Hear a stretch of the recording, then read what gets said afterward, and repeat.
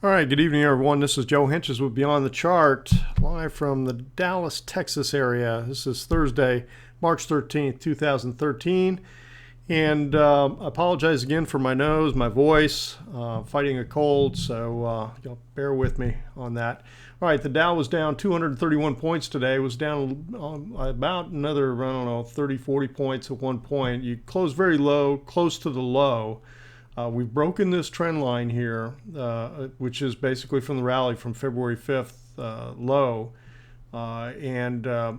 It just, like I mentioned on Tuesday, it just has that feeling to me like it wants to roll over. Now, we need a little bit more follow through and breakdown.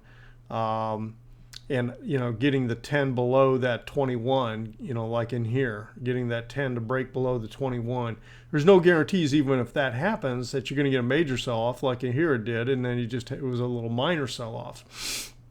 So, but if it, like when it crosses like that, that's kind of a confirmation that something's going on. Something a little bit more serious is going on. So we need to see that, need to see some follow-through.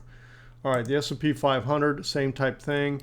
Now, back to the one thing I want to point out here is I am going to count this now because we have not taken out this high. Then I'm thinking that this is still the high of the fifth wave of a major ABC correction. And so now I am thinking this is wave 1 down, wave 2 back, and we got wave 3 coming this way. Now, we'll see if that plays out. And so then when we look at the S&P 500, I think this is in wave 5, and this may have been the top of wave 5. We got really close to where wave 1 here in point wise equaled wave 5. Didn't quite get there, 1883, but you never know. I mean, this isn't an exact science by any means. And then here's the trend line that got broken also by the S&P 500. The NASDAQ was hugging the line like we talked about. Now it's pulled back down. We're getting these closes down below the 10 and below the 21 day. And now I'd like to see this 10 to confirm negative action, break down and roll over and cross below there. Same thing on the New York Composite, similar type deal. You got to remember that, especially on the simple moving averages, I like them because they're less choppy, but they are lagging indicators, okay?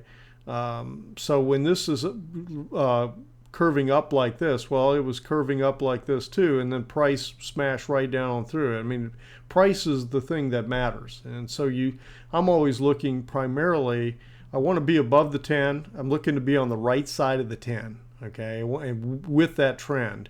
But then you're also looking for support and resistance based on price. That's my first and foremost support and resistance lines that I'm looking for is based on price. Okay, short-term trading index had a really high reading here. Matter of fact, it's the third highest reading since last August, but we don't have the 10-day up above the green, which kind of signaled the bottom in here. The bottom. It was actually a perfect little signal. I will pay stronger attention to that next time. Let's see. So we're going to have to be, the thing that we get this really strong reading here on the 27th. And the thing about that is that when you look at, that was coming in right here. That's August 27th. That was coming at the end of a pretty good move. We're just starting. So it's kind of making me wonder, are we getting a little more extreme reading early because we have more to come, or this is just a shallow little correction and it's going to pull back up to the upside. We're going to find out, but I mean, you have to, in your mind, you have to say it is possible. It could be one of two things. All right, the Volatility Index Vix had a big move up, but again, we're getting a lot of choppiness, a lot of these kind of moves. Look at this move down in here. What's really going to be key is if this thing gets up here and starts to break above this level, I think up above the 21 and a half, then we're going to be in some serious downside action. Now the fear gauge will be going crazy. High-low index. Okay, now the thing that's interesting here is that we have the 10 breaking below the 21 day here, and we're down closing, getting closer to the neutral line. But when we've had the break before, it kind of led to some sell-offs. I mean, when we had the cross, when the blue line crossed the blue-gray line, it was kind of saying that, all right, the momentum's shifting. And so then look at this trending down where the more new lows were taking place as the sell-off occurred. So it's something to look at. I was looking at that the other day, and you can see how we had this cross back here in July. We talked about this cross in May. So there's a lot of different, and sometimes you're going to just get, it's just chopping sideways. So you do have to pay attention to the environment you're in. But it is, again, another signal that you sit back and go, okay, this could mean something. That's the one thing you'll find out the more you follow the market. There are no guarantees in any of this kind of stuff, and it's more of a flag, and you kind of put it into the soup. It's like put it into the mix and say, what is the predominant feeling that I'm getting based on what I'm seeing with everything I'm looking at. Okay, let's look at some of these ETFs real quick. I'm gonna run out of time here. The home builders, real negative downward sell here. So after all this, brouhaha about moving up to the upside and leading and all that kind of stuff, and very quickly turned right around. Semiconductors, same thing, very bearish, outside down day. Now this would be bearish if we break the low of today. And I don't know that I pulled up the XLF, but I think it's very, let me see if I can just pull it up real quick. All right, so here's this sell-off, and right in here, and this looks this looks pretty bearish, kind of encompassing bearish to the downside. So again, after making this big positive move up, now we're all the way back down here. We've basically given back everything of the last 1, 2, 3, 4, 5, 6 days. Okay, so we're right back down into here and closing below the 10-day exponential moving average. All right, I want to take a quick look at a few stocks. Valero, number one, has been tracking very well. We got in, I'm holding in. We sold half the position at the target. Can't remember, I think it was right up in here. And then the other half I'm holding. I'm going to move it to a close below the prior day low. I don't want to give back too much.